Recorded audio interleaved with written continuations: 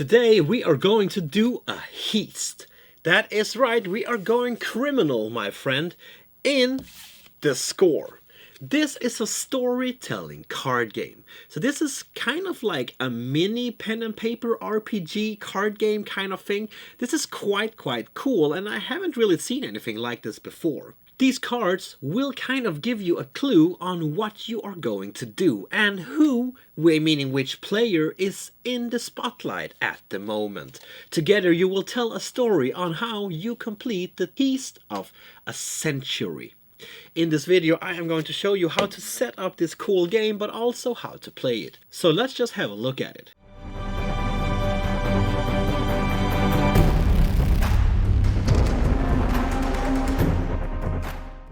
We start the setup by removing the 5 act cards from the deck and put them to the side for now. Then we need to take the talent cards and shuffle them real good.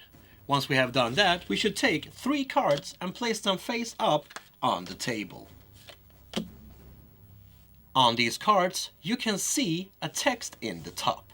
This is what you can steal.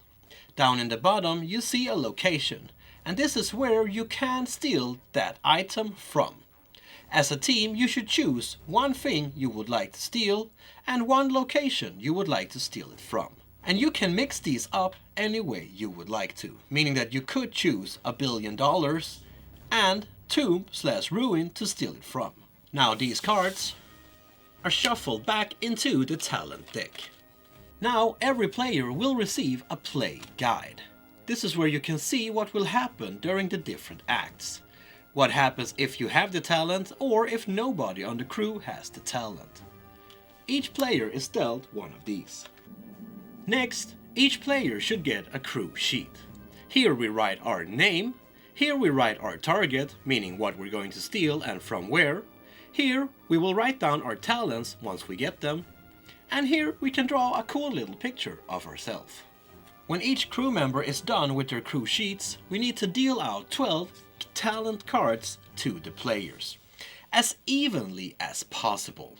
In this case we are 4 players, meaning that each player will of course get 3 cards each. But if we were not an even number, we would simply have to get along, because one player would get more cards. Now the players need to look at the cards that they were dealt. Here we can see a talent in the middle of the card. Now we should take these talents and write them down on our score sheets, right here. These will later be used in the game to determine who's in the spotlight. When everyone is done and have written down their talents, the cards are shuffled back into the talent deck. Now we again need to deal out 4 cards, but this time face down, and put them to the side for now. We need to take the act cards now, because they are going to get into this deck. We start by removing the top 4 cards, and then we put in act number 2, so that one becomes card number 5. Then we put 3 more cards below act number 2. And then we add act number 3, making this the 9th card. Then 4 more cards goes below act number 3. Then we put in act number 4 under that. After act 4 we add 2 more cards, and then we have act number 5. And then you take the 2 last cards and put under act number 5. Now we have the ready talent deck. Finally, you take act number 1 and put it out face up on the table. The 4 cards that we put aside are not used in this game. So we can think of this game like a movie. A heist movie. Where each player takes turns describing what is actually happening in the scene that we are at. We are characters trying to do whatever score we are trying to do. Get in, get the money, get out. But it's not always that easy, because of course these cards along the way will make things a little bit more difficult for us. Each scene starts with a player flipping over a card from the talent deck. The person that gets this card is the person who has the talent.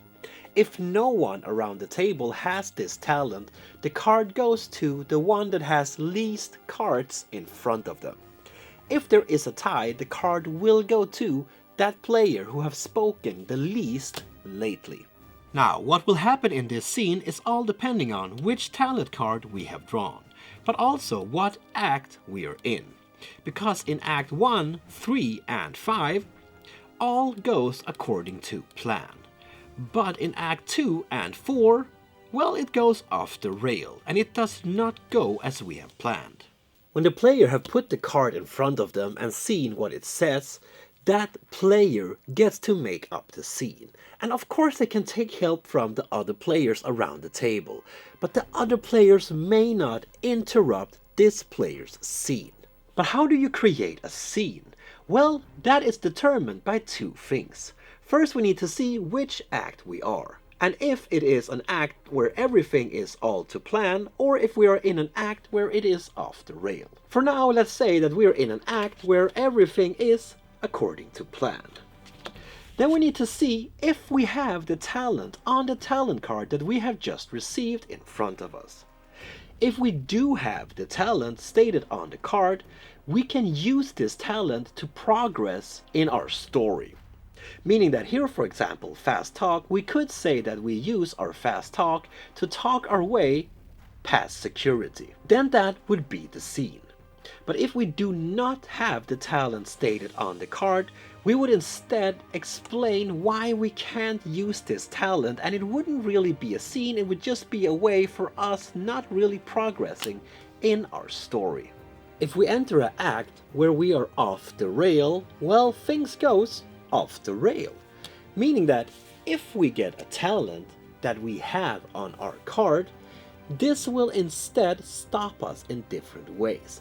Maybe we can't really use stealth in this scene because they have really good security, a lot of cameras. Maybe we get caught or in other ways stopped. And if we do not have the talent on the card, the bad guys or our opponents will use this against us. Maybe they use the stealth to surprise us in some way and in some way stop us in our progress. And this is the way we play until we come to Act number 5, because Act number 5 acts a little bit different. If you have the talents stated on the card, well, they will work for you. But if you do not have the talents on the cards, well, they will work against you. We keep on flipping cards until we have one card left. Now the game changes a little bit. If the talent on the last card is a talent that one crew member in your team has, well, then everything goes to plan and you will run away with your treasures. But if it's not a talent that any crew member in your team has, well, then you have two choices. Either you can choose to run away and escape with your lives, but not with the treasures. Or you can choose to sacrifice yourself to get the score, but also to get the other players out. Well, your character will of course die, but at least the story continues. And it will continue in either way, because this is where you can set up for a sequel. Maybe the bad guys, they want revenge, or the police are after you and you need to escape and try to make another heist in the future.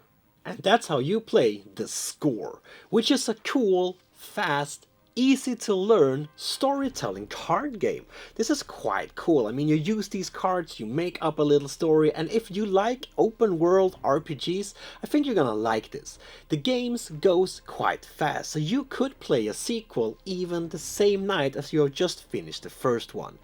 And you might want to do that because a lot of players get attached to their little characters here. They want to see them evolve, they want to see them move forward, and if you have to sacrifice them, well, they want to make new ones and get their story going fast. Now, there is only 18 cards in each deck and each game, which will make some of your stories a bit harder to actually complete and finish than others. I mean, some of these stories you will fail, But instead of looking at it as a failure, you might want to look at it as an opportunity to keep your story going. Making sequels, making 3 of them. Why not? Why not make a whole campaign of this? In this game, you can really play one story as long as you would like to. And you can really twist and turn this game any way you would like to. If you want a shorter game, well then you only use 15 of the talent cards. If you want a longer game, well then you use all of the 24 cards instead of 18. You can also make this game easier if you want to. You simply do that by giving each player more talent cards in the start of the game, meaning that they will get more talents.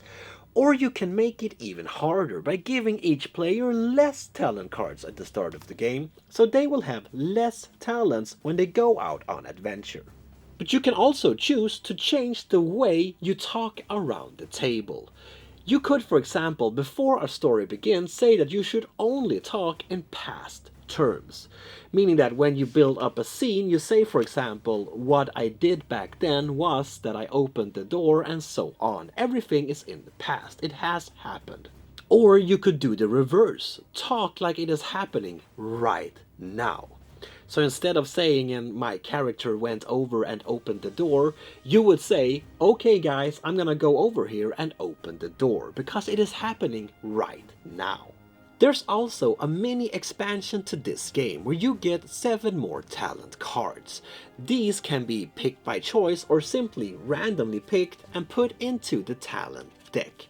Now just remember that this game consists of 18 cards, at least in the base game, so when you put in these extra cards you might need to remove some of the original. And to shuffle in different of these cards every now and then will keep this game quite fresh. This is a quick, a fast, easy to learn card role-playing game, where you sit down with your friends and just create a cool little story together. Now, of course, you need the right playing group to play this. You need somebody that likes to build up a world, that likes to make these stories and likes to sit down and not really have too much things going on the board, but having things going up in the mind instead. But if you have a crew that likes to sit down and make up stories, maybe you like to play pen and paper games, you like role-playing games, well then I think that you are going to enjoy this quite a bit. Because you get so much served here. I mean, the game is pretty much just to set up and then just start to create your little story. And I like the way that you can build onto it. Also with this little mini expansion here that adds a few new cards to the game and just gives it that extra little spice that this game might need to last a bit longer. And you can really play this for how long that you would like to. I mean, if you sit down and play this an evening, you could pretty much play through several stories, I think, because the gameplay goes quite fast.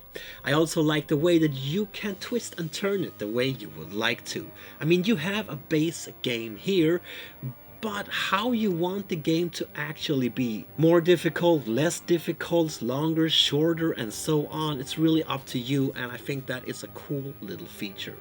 There will be links down in the description, so be sure to check that out.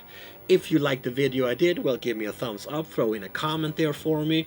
Will you back this, the score? It will be out on Kickstarter around February 2023, so be sure to check out that link as well. But until next time, my friend, please do not forget to keep on spreading that board gaming love I know you all have. Peace.